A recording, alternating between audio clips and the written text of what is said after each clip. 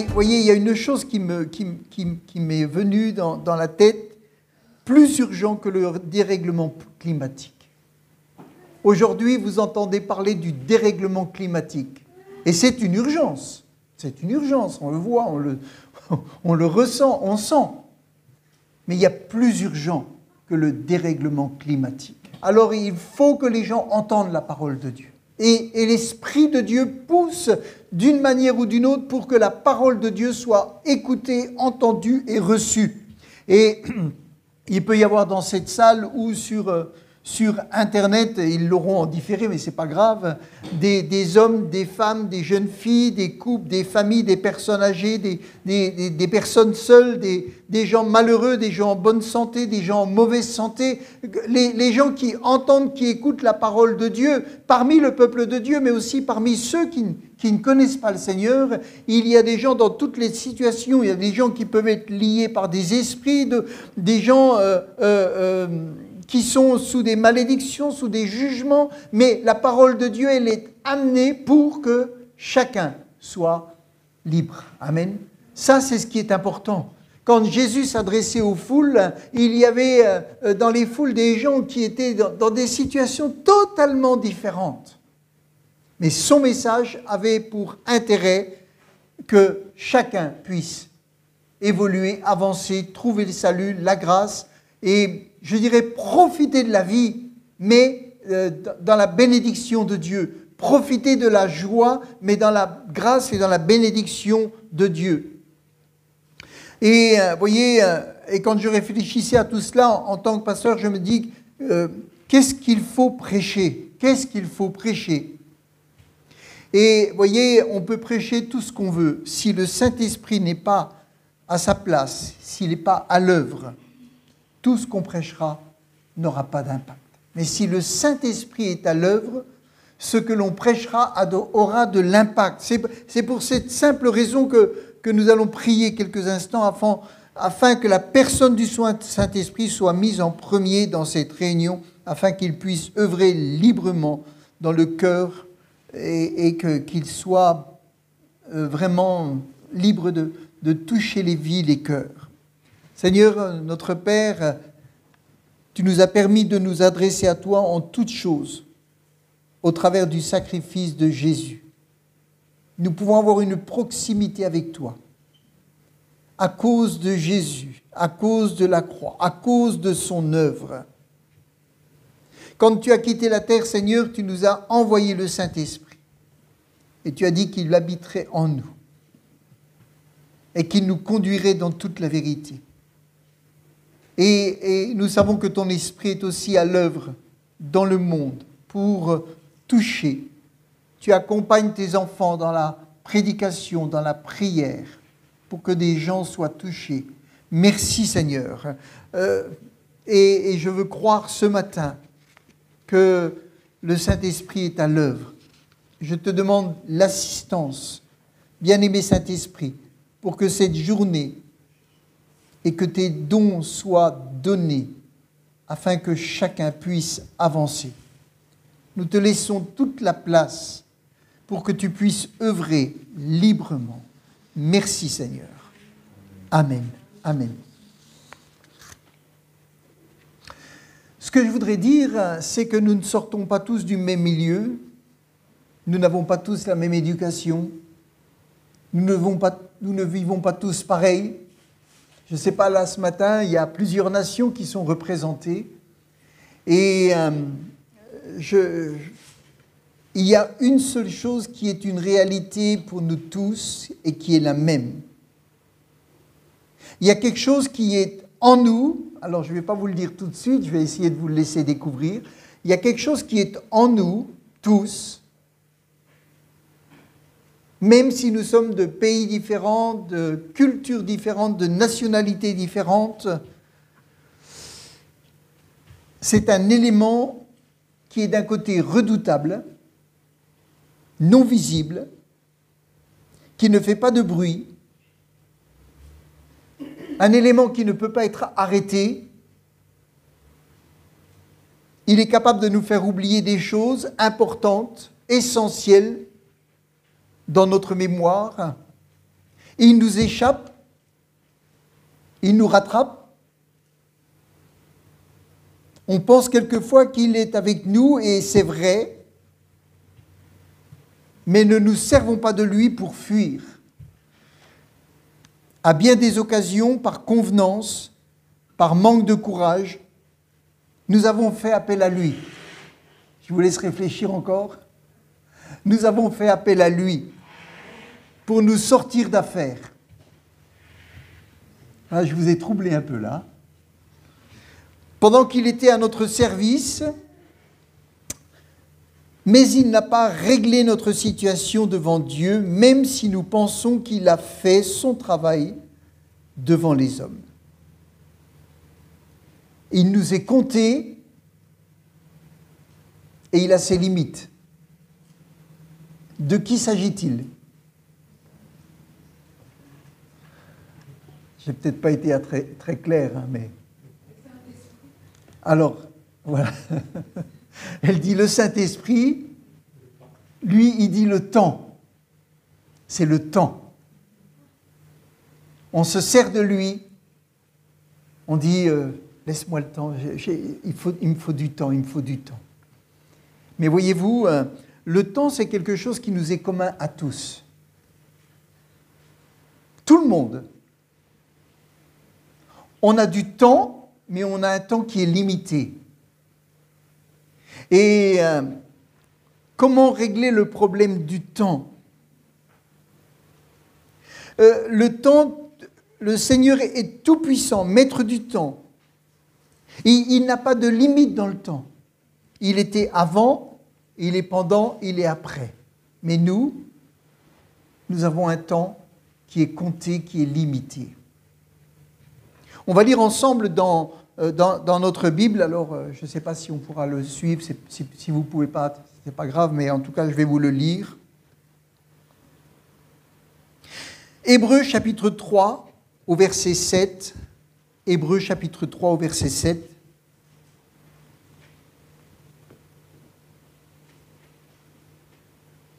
Hébreux 3, verset 7, il est dit, c'est pourquoi, selon ce que dit le Saint-Esprit, c'est le Saint-Esprit, hein, selon ce que dit le Saint-Esprit, aujourd'hui, si vous entendez sa voix, n'endurcissez pas vos cœurs comme lors de la révolte, le jour de la tentation dans le désert, où vos pères me tentèrent pour m'éprouver, et ils virent mes œuvres pendant 40 ans. Donc, deux solutions se trouvent devant nous. Écouter la voix du Saint-Esprit ou endurcir nos cœurs. Et le Saint-Esprit est là pour nous parler tous les jours. Amen.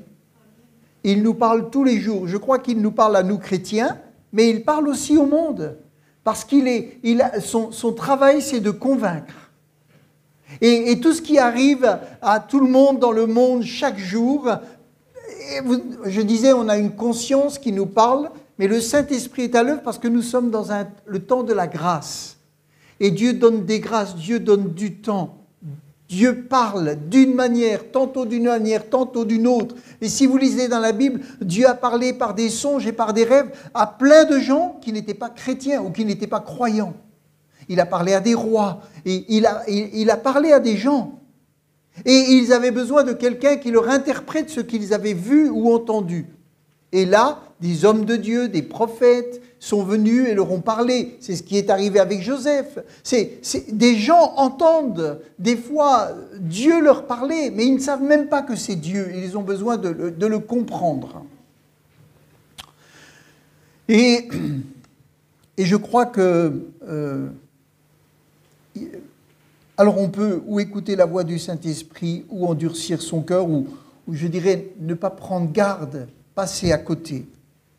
Il y a une chose qu'il faut savoir, c'est que le Seigneur est tout-puissant pour régler aujourd'hui le problème de notre cœur. Amen. Il est tout-puissant pour régler aujourd'hui un problème qu'il y a dans notre cœur, pour mettre la paix, pardonner, donner de l'assurance, guérir, conduire, éclairer aujourd'hui. Amen. Le temps de Dieu, ça peut être maintenant, aujourd'hui, à cet instant. Quand il va rencontrer le bandit sur la croix, le temps de cet homme était extrêmement limité. Il était extrêmement limité.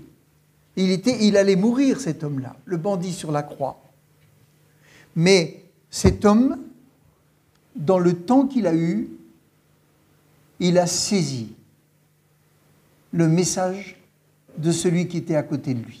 Il a saisi ce qui était dans la vie de Jésus. Il a pu comprendre par les paroles de Jésus, il a pu comprendre par l'attitude de Jésus. Et là, il a compris que lui était un pécheur, mais que Jésus ne méritait pas la mort. Et après une courte conversation, Jésus lui dit, « Aujourd'hui, tu seras avec moi dans le paradis. » Amen. Le temps, vous voyez, c'est quelque chose qui est précieux, mais je crois qu'il ne faut absolument pas en abuser. Et il va dire à Zachée qui règle son problème financier, parce qu'il était convaincu de péché, il était convaincu devant Jésus, et il dit, je vais rendre ce que j'ai volé, je vais donner, etc. C'est vraiment quelque chose qu'il a reçu dans son cœur. La présence de Jésus, la vie de Jésus, la puissance de Jésus, le regard de Jésus ont bouleversé cet homme, et il a dit, aujourd'hui, je vais mettre ma vie en règle, je ne vais pas attendre demain. Quand Jésus est parti, il a commencé à régler ses affaires. Amen. Et Jésus lui a dit, le salut est entré aujourd'hui dans cette maison. Amen. Aujourd'hui, le salut est rentré dans cette maison. Il y a donc un aujourd'hui possible dans la vie, quelle que soit la situation. Et je crois que l'on ne peut pas dire, et je parle à tous, pas seulement à ceux qui sont dans l'église, là, ce matin, tu ne peux pas dire aujourd'hui j'ai le temps, mais tu dois dire aujourd'hui c'est le temps de Dieu. Amen. On ne peut pas dire aujourd'hui j'ai le temps. J'ai le temps. Parce que le temps, c'est quelque chose qui est en nous, mais qui peut s'arrêter. C'est impressionnant comme la vie, elle ne tient qu'à un fil. Et en même temps, eh bien, on peut dire j'ai le temps, je verrai plus tard, je verrai à la retraite, je verrai ci, je verrai ça. Mais tu dois dire aujourd'hui c'est le temps de Dieu, c'est le temps du Saint-Esprit qui me parle. Amen. C'est aujourd'hui. Alléluia. Et il faut qu'il y ait des aujourd'hui dans notre vie, pas des demain dans notre vie, des aujourd'hui. Il y a un temps pour vivre, il y a un temps pour mourir, nous dit la Bible. Il y a un vieux dicton américain qui dit « Il y a deux choses qui sont certaines, la mort et les impôts. » La mort et les impôts. Ça, c'est les Américains, vous voyez. Deux choses qui sont certaines, la mort et les impôts. Tout le monde se prépare à payer des impôts, mais très peu se préparent à vivre l'éternité. Parce que la réalité du temps n'est pas inscrite comme Dieu la voit dans notre cœur. On pense qu'on vit, quand on a 20 ans, la mort c'est quelque chose qui nous paraît ou impossible ou tellement loin. Tellement loin. Voilà, tellement loin. Et on se dit, mais j'ai toute ma vie, j'ai toute ma vie. Et c'est vrai, et tant mieux si la vie est longue, tant mieux. Mais je crois vraiment qu'il est important de comprendre que le temps, pour Dieu, c'est tellement précieux, alors que lui, il n'y a pas de temps pour lui. Hein. Il n'a pas de temps, mais le temps qu'il a mis, si on a des jours, si on a des heures, si on a des minutes, si on a des secondes, c'est aussi quelque chose qui nous permet de régler nos vies au jour le jour, qui va permettre de régler le départ d'un avion, d'une voiture. Mais c'est aussi quelque chose qui nous parle. Quand une horloge fait tic-tac, c'est le temps qui passe. Et ça doit nous faire réfléchir. Tout le monde se prépare, donc, je disais, à payer des impôts d'une manière ou d'une autre. Mais le temps est quelque chose de précieux. Et si vous mettez votre main sur votre cœur, ou là, sur le côté, ou là, vous entendez peut-être pas, mais vous sentez, il y a quelque chose qui tape. C'est le cœur qui bat.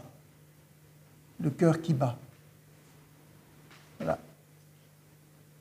Et l'interprétation que Dieu donne à ces battements, c'est vite, vite, vite, vite, vite, vite, vite. Vous savez, à l'hôpital, à un moment donné, ça fait... Mais chaque fois que le cœur bat, il veut dire vite, vite, vite. Ce n'est pas qu'il doit battre vite, c'est qu'il faut vite choisir de servir Dieu. Il faut vite choisir d'appartenir à Dieu. Il faut vite choisir de marcher dans les voies de Dieu. Amen. Et je crois que pour nous chrétiens, et je pense à tous les chrétiens qui peut-être sont découragés ou peuvent se laisser aller ou baissent les bras ou disent on verra plus tard, etc. Le temps va passer, les enfants grandissent, ils grandissent sans église, quelquefois ils grandissent sans être encadrés. Et le temps va passer, ces enfants qu'on voit petits, un jour on les voit, ils nous dépassent, ce sont déjà pratiquement des adultes. Et le chemin qui a passé dans leur vie sans Dieu, sans Église, c'est un temps qui est perdu et qui est des fois difficile à rattraper. Et après, pendant des années, ils vont vivre comme cela parce qu'on ne les a pas habitués à passer du temps avec les autres à l'Église. Et on pourrait parler de tout un tas de sujets comme cela, mais j'ai fait un calcul. Si vous vivez 70 ans, vous n'avez que 25 550 jours à vivre. Si vous vivez 70 ans, vous avez 25 550 jours à vivre. Si on vous dit ça comme ça ne fait pas beaucoup de jours. 25 550. Ça ne fait pas tant que ça. Si vous avez 35 ans aujourd'hui, il ne vous reste qu'environ 12 775 jours à vivre.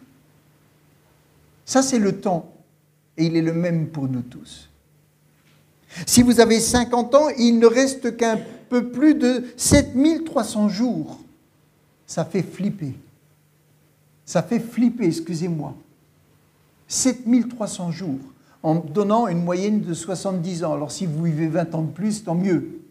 Mais voyez combien le temps est quelque chose qui doit nous faire réfléchir. Et quand la Bible dit « aujourd'hui », c'est parce que demain ne peut ne plus exister.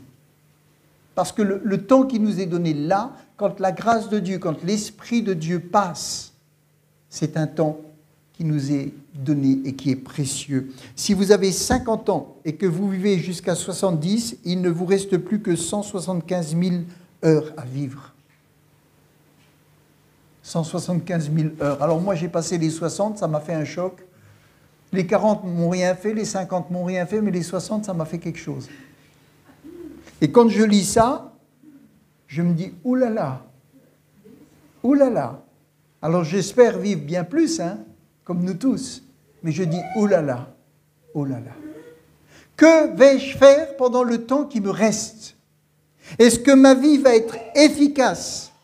Est-ce que ma vie va être remplie de l'esprit? Est-ce que ma vie va être comme Dieu le veut? Ou est-ce que je vais attendre? Les heures, les jours, les années passent, et tout ce que Dieu pouvait et voulait faire avec nous, il ne peut pas le faire. Parce que le temps a passé. Et il y a des choses qui, elles sont passées aussi. Et vous voyez, notre état spirituel, il est différent, nous tous, mais il y a une parole qui est gravée dans la Bible. Quand Jésus est mort, il a dit « Tout est accompli ». Amen. Tout est accompli. C'est pour ça qu'aujourd'hui, nous qui sommes dans ce temps de la grâce, tout est accompli pour que nous puissions vivre pleinement une vie où le temps de Dieu est un temps qui rentre dans nos cœurs et qui fait la volonté que Dieu a pour nous. Souvent, le message s'arrête « Viens, donne ta vie et tu seras sauvé ». Et quand on dit cela, on parle que Jésus est mort pour nous. Mais Jésus est ressuscité pour nous. Amen. Jésus est vivant aujourd'hui. Jésus a une puissance qu'il a mis à l'œuvre aujourd'hui. Amen. Quand Jésus a quitté le tombeau, qu'il est ressuscité, eh bien là, le Saint-Esprit a ressuscité Jésus. Et tout a changé pour lui, mais tout a changé pour ceux qui ont cru en lui. Tout a changé pour les disciples, pour les apôtres. Jésus-Christ a été crucifié pour nos péchés et il nous a acquis un plein pardon pour nos péchés. Et quand nous le confessons comme Seigneur et Sauveur, il nous donne le salut. Et c'est un plein pardon qui vient. Amen. C'est un aujourd'hui. Alléluia. Et je crie de tout mon cœur à tous les chrétiens, il y a un aujourd'hui. Amen. Et chaque fois que le temps a passé, que les choses ont passé et que des occasions sont passées, c'est terrible. C'est terrible.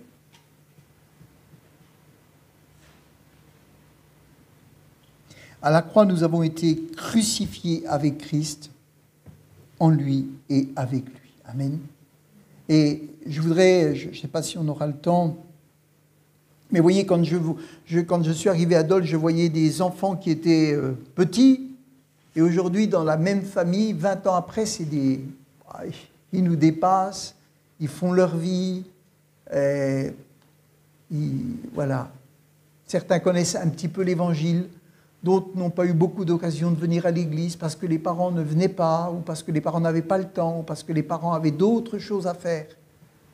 Et vous voyez, ce temps de préparation à la vie chrétienne, de préparation à la vie d'église, quand il n'est pas donné pour Dieu, eh bien, les gens vont faire leur vie après. Ils ont d'autres priorités. C'est pour ça que le temps est quelque chose de précieux. La deuxième chose que je voudrais dire, c'est qu'à la croix, nous avons été crucifiés avec Christ. Et que la chair est mauvaise, la chair est impatiente, la chair est pleine de colère, d'envie, de jalousie, de meurtre, de magie, d'excès de table. Tout ce qui est dans la chair a été souillé par le péché. Elle est comme une plante vénéneuse. Et c'est pour ça que Dieu veut mettre la puissance de son esprit en nous. Amen.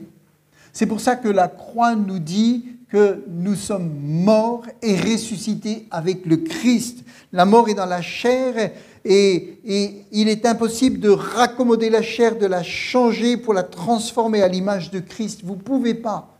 La chair, vous ne pouvez pas la changer, vous ne pouvez pas la transformer, vous ne pouvez pas l'améliorer. La chair ne peut pas se convertir. Et c'est pour ça, c'est aujourd'hui que nous pouvons dire à la chair, tu as été vaincu. Tu n'as plus de pouvoir dans ma vie. Amen. Dieu veut faire mourir notre chair de manière concrète pour que plus rien de mauvais ne puisse agir dans notre cœur. Vous savez, en tant que jeune chrétien, beaucoup ont cherché à être libérés des péchés les plus évidents et le Seigneur les a libérés. Et peu à peu, il y a des choses qui sont là, qui restent, qui durent, qui perdurent dans le cœur et qui font souffrir, qui font mal. Toutes ces racines mauvaises qui se manifestent sont dévoilées par le Saint-Esprit afin qu'on soit convaincu de leur nocivité. Et s'il y a un jour où on doit vraiment donner sa vie au Seigneur, je crois qu'il y a un jour où on doit dire « Bien-aimé Saint-Esprit, maintenant je désire que tu règnes pleinement dans ma vie. » Amen. C'est comme s'il y avait une deuxième étape, comme s'il y avait pas une deuxième conversion, mais une décision. Amen. Le Christ nous sauve, puis après on dit « Maintenant je suis sauvé, mais maintenant je veux un aujourd'hui d'une vie complètement transformée. » Amen. Je le désire. Je le désire. Pour sortir de cette spirale de ces mauvais comportements, de la subtilité du péché qui peut prendre des formes religieuses, cachées, humaines, il n'y a que l'œuvre du Seigneur à la croix. Amen. Et combien de chrétiens désirent marcher avec Dieu et se trouvent confrontés à des montagnes de difficultés.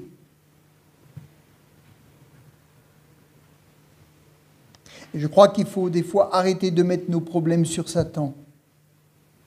Même s'il est la cause des maladies, même s'il est la cause des infirmités, même si le malheur qui est dans le monde vient pas de Dieu, mais vient de la puissance de Satan à qui on a donné le pouvoir de gérer la terre.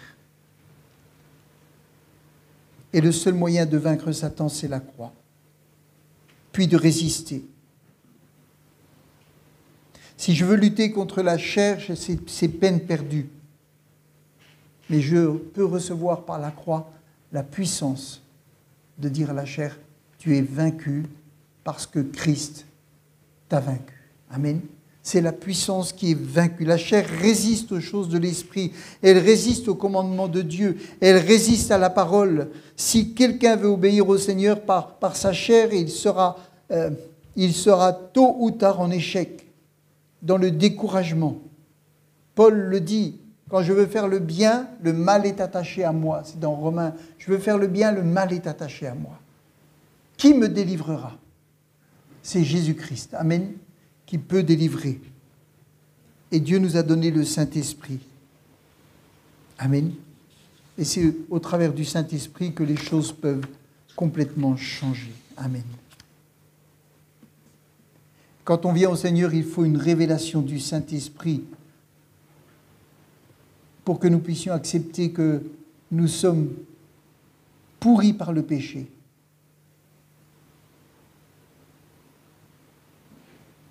Et qu'on ne peut pas rafistoler une vie. On ne peut pas la rafistoler pour qu'elle plaise à Dieu. On peut juste croire que la puissance de Dieu est à l'œuvre. Amen. Et qu'il fait de nous des nouvelles créatures. Je vais lire avec vous deux passages. Rapidement, c'est dans Paroles vivantes. Romains chapitre 8, verset 7. Romains chapitre 8, verset 7, il est dit « La vieille nature de l'homme, livrée à lui-même, est opposée à Dieu. » La vieille nature de l'homme, livrée à lui-même, est opposée à Dieu. L'homme qui la suit ne se soucie guère d'accomplir la volonté de Dieu, exprimée dans sa loi. Il ne veut ni ne peut s'y soumettre. Il ne veut ni ne peut.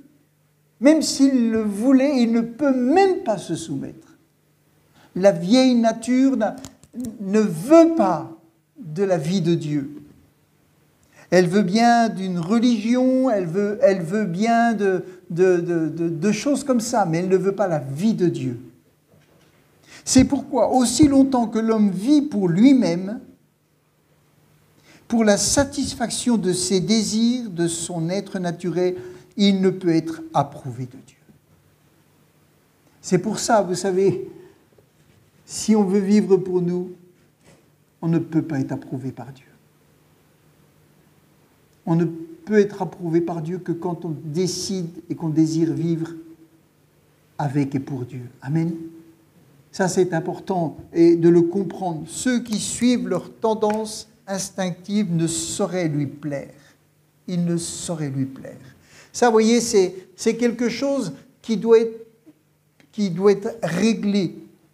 Mais vous, en parlant de ceux qui ont Christ, mais vous n'êtes plus au service de vos penchants naturels. Vous vivez sous le contrôle de l'Esprit.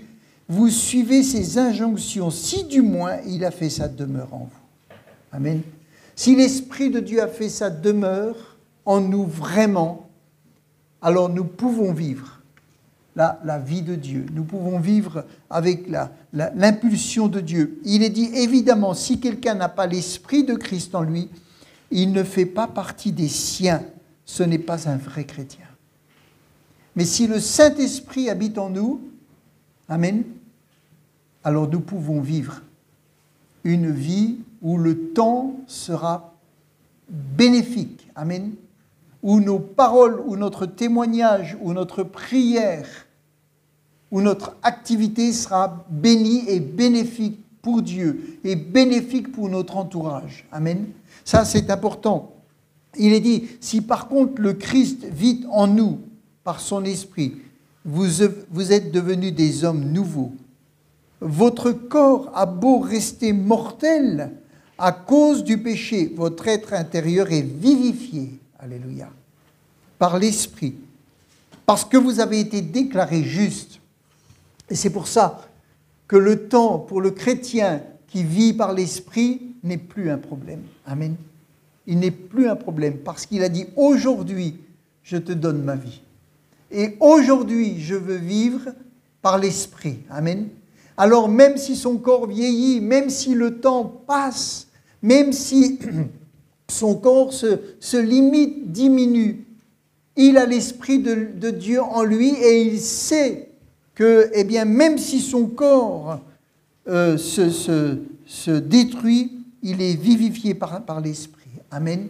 Et il sait que jusqu'au dernier souffle, quand il parlera, l'Esprit de Dieu agira. Amen. Quand il parlera peut-être à ses enfants en disant, voilà, je vais quitter la terre, comme les patriarches, on les voyait, ils étaient là, ils parlaient, ils amenaient la bénédiction, ils allaient prier, comme David va prier, etc. Et ils amènent la bénédiction, etc. Leurs paroles étaient marquées par leur vie avec Dieu. Et il est dit au verset 11, « Et si l'esprit de celui qui a ressuscité Jésus-Christ d'entre les morts habite en vous, alors celui qui a donné à Jésus une vie nouvelle fera aussi revivre vos corps mortels par son esprit qui demeure maintenant en vous. » Amen. Même ce corps mortel, la Bible dit qu'il va revivre. Alléluia. Alléluia. Ça fait du bien d'entendre ça, vous ne croyez pas? Ce corps mortel, il va revivre. Amen. Et même s'il meurt, il reviendra à la vie. Amen. Et vous savez, quand Jésus est ressuscité, il est dit que les morts en Christ sont ressuscités. Ils sont sortis des tombeaux. Oh là là, c'est un film d'horreur, ça. Mais c'est ça la réalité. Amen. Si le temps qu'on a est donné à Dieu, Dieu regarde notre vie complètement différemment. Il est dit, voilà pourquoi, chers frères, nous ne sommes plus tributaires de nos instincts. Si nous avons des obligations, ce n'est plus envers l'homme livré à lui-même. Nous ne sommes plus obligés d'accomplir ce qu'il exige de nous. Si vous continuez à suivre ces impulsions, et si vous le laissez régner en vous, vous marchez vers la mort. Vous marchez vers la mort. On a besoin juste de dire aujourd'hui, Amen, Saint-Esprit, je veux marcher vers la vie. Amen. Je veux marcher vers la vie. Alléluia. Et si on marche vers la vie, alors les choses changent. Amen. Dieu nous aide, Dieu nous soutient, Dieu nous forme, Dieu nous porte. Dieu est là dans l'épreuve la plus difficile. Amen. Il sera là dans l'épreuve la plus difficile. Si par contre, par la puissance du Saint-Esprit, vous livrez à la mort les actes mauvais que vous accomplissez dans votre corps charnel, vous vivrez réellement. Si par contre, par la puissance du Saint-Esprit, vous livrez à la mort, Amen, livrez à la mort. Est-ce que nous pouvons le faire? Amen. Je livre à la mort les actes non conformes à Dieu. Au nom de Jésus, je livre à la mort. Je n'essaye pas de les adapter, je les livre à la mort. Vous vivrez réellement, car ceux qui se laissent diriger par l'Esprit de Dieu sont fils de Dieu. Et pour finir, il est dit dans Colossiens 3, verset 5, toujours dans Parole vivante, « Livrez donc à la mort et maintenez-y les aspirations qui dans votre vie appartiennent à la terre, l'immoralité, les pensées impures, les passions incontrôlées, les désirs inavouables et cet attachement au bien qui est une forme d'idolâtrie. » Et je crois que tout ce qui abîme nos relations doit être livré à la mort. Amen. Tout ce qui abîme nos relations, tout ce qui nous pourrit la vie, tout ce qui nous gâche la vie, tout ce qui peut gâcher la communion fraternelle, tout ce qui peut gâcher la vie de famille, tout ce qui peut gâcher la vie chrétienne même. tout ça, la seule solution, c'est de le livrer à la mort. Amen. Parce que Christ a pris, a porté et a tout accompli pour que ce soit la vie de l'esprit qui prenne le dessus. Amen. Ça, c'est important. Livrez donc à la mort et maintenez-y les aspirations qui, dans votre vie, appartiennent à la terre. Dans notre corps, vous savez, dans notre être, nous sommes chrétiens, notre esprit est sauvé, l'Esprit de Dieu habite en nous, mais il y a des choses qui appartiennent à la terre. La chair, ce que nous avons été, habite toujours en nous. Mais nous pouvons le tenir dans la mort. Amen. Vous savez, c'est comme quelqu'un qui a un problème de santé, mais il a un médicament. Vous savez, vous pouvez avoir le sang qui coagule ou je ne sais pas quoi. Eh bien, vous prenez un médicament, et tant que vous prenez ce médicament, les petits cailloux ne peuvent pas se composer. Parce que le médicament l'en empêche. Et vous vivez normalement parce que vous prenez ce médicament. Le jour où vous l'arrêtez, il y a certains médicaments, les gens sont obligés de les prendre à vie. Alors la coagulation recommence, etc. Et à un moment donné, ça peut boucher. Eh bien, quand on vit la vie de l'esprit, ça empêche. Amen. Ça empêche. Et je crois que c'est quelque chose d'important. Le temps peut passer, mais si la vie de l'esprit est active en nous, nous pourrons passer toutes les étapes. Amen. Et Dieu sera là. Alléluia.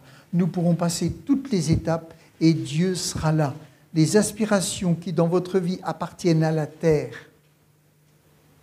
l'immoralité, les pensées impures, les passions incontrôlées, les désirs inavouables et cet attachement au bien qui forme l'idolâtrie. Rappelez-vous, ce sont ces comportements qui attirent la colère de Dieu sur ceux qui refusent de lui obéir. Tous ces débordements, vous les connaissez bien, puisque autrefois, lorsque vous marchiez encore dans les rangs des ennemis de Dieu, c'était là votre vie. Amen. C'était là votre vie. Donc, on est conscient de ce qui en nous appartient à la terre. Amen. On est conscient en nous de tout ce qui appartient à la terre. Et tout ce qui appartient à la terre, la Bible nous dit qu'il faut le maintenir dans la mort. Amen. Et si on le maintient dans la mort, c'est que ce qui est de l'esprit qui va fonctionner. À présent, il est dit, et je finirai là-dessus, rejetez tout cela derrière vous. Plus de colère, ni d'irritation, plus de méchanceté, ni de médisance, plus de vilains propos ou de paroles inconvenantes, souillant vos lèvres. Ne mentez plus les uns aux autres, car vous avez déposé le vieil homme avec tous ses agissements et revêtu l'homme nouveau qui ne cesse de se renouveler sur le modèle de son Créateur. Qu'est-ce que c'est beau, hein? Qu'est-ce que c'est beau, ces paroles-là. Qu'est-ce qu'elles sont belles. Et s'achemine progressivement vers une connaissance toujours plus exacte de Dieu. Amen.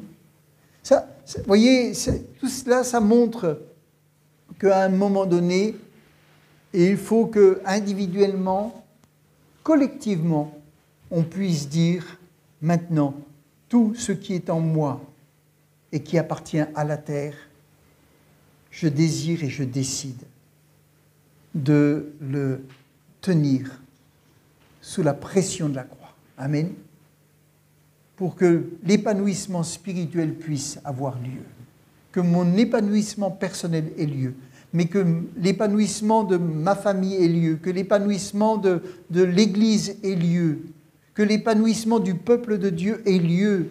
Amen. Et que dans cet épanouissement, les gens qui ne connaissent pas Dieu puissent découvrir Dieu.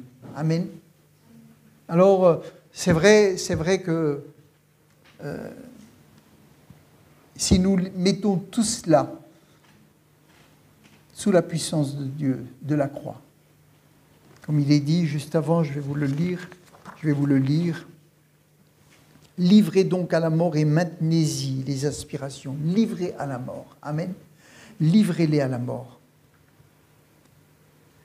Il est dit, si par contre, par la puissance du Saint-Esprit, vous livrez à la mort les actes mauvais. Amen. Quelquefois, on va vouloir faire tout un tas de choses pour être délivré. La Bible dit, livre à la mort. Livre à la mort. Amen. Aujourd'hui, je peux livrer à la mort ce qui attriste le Saint-Esprit, ce qui amène dans ma bouche des paroles blessantes. Je peux livrer à la mort ce qui est de la terre. Amen. Je peux le livrer à la mort. Pas par mes forces, mais par la puissance du Saint-Esprit. Et on peut dire, bien-aimé Saint-Esprit, je désire livrer à la mort mon caractère. Je veux livrer à la mort mes mauvaises réactions. Je veux livrer à la mort ce qui attire mon cœur dans des voies mauvaises. Je veux le livrer à la mort. Amen. Parce que tout a été accompli pour que je livre à la mort tout ce qui appartient à la terre dans mon corps. Et que ce qui appartient à l'esprit s'épanouisse. Amen. S'épanouisse. Alléluia. Ça, c'est quelque chose qui se fait déjà dans un premier temps à la conversion. L'esprit vient habiter en nous et il nous envahit. Il y a quelque chose de merveilleux qui se produit. Qui, au fur et à mesure du temps, l'esprit nous montre d'autres choses qui sont enfouies, qui sont enracinées. Et là, alors, je peux décider de vivre une vie ou médiocre, ou cachée, ou je ne sais pas quoi. Mais la Bible nous dit, livre à la mort. Amen. Tout ce qui dans ta vie appartient à la terre. Alléluia. Et ça donne un épanouissement. Et on en a besoin et j'en ai besoin. Amen. On a besoin de ça. Et si vraiment on comprend ces choses, alors le temps est pour nous. Amen. Le temps est pour nous. Mais si on ne les comprend pas, le temps est contre nous. Le temps est contre nous. Et le temps, il passe. Les années passent. Les minutes, les jours, le décompte, il est là. Amen. Et je crois, vous savez, que le monde a tellement besoin d'un évangile puissant, d'enfants de Dieu remplis de la puissance. C'est aujourd'hui le temps de livrer à la mort ce qui, dans notre vie, est un obstacle pour que le Saint-Esprit soit puissant. Amen. Alléluia. Si vraiment nous désirons le faire, le Seigneur va honorer. Le Seigneur honorera. Amen. Parce qu'il veut déverser cette puissance. Vous savez, les premiers chrétiens, les apôtres, c'était des gens tellement imparfaits. Tellement imparfaits. Mais Dieu va vivre et travailler avec des gens imparfaits. Mais qui, jour après jour, livrent à la mort les choses qui sont obstacles. Amen. Et vous savez, une fois que c'est maintenu dans la mort, ça a beaucoup plus de mal à revenir. Hein. Ça revient que comme un cachet que vous ne prenez plus.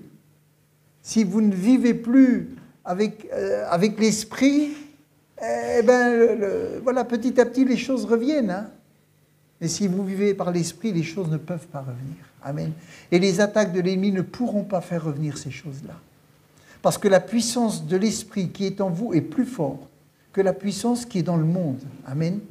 Nous avons quelquefois juste besoin de comprendre ces certaines choses comme ça, toutes simples, et de livrer à la mort. Amen. Alléluia. Et si nous le faisons, alors des grandes victoires viendront. Des grandes victoires viendront. Amen. Gloire à Dieu. Je vais m'arrêter là-dessus.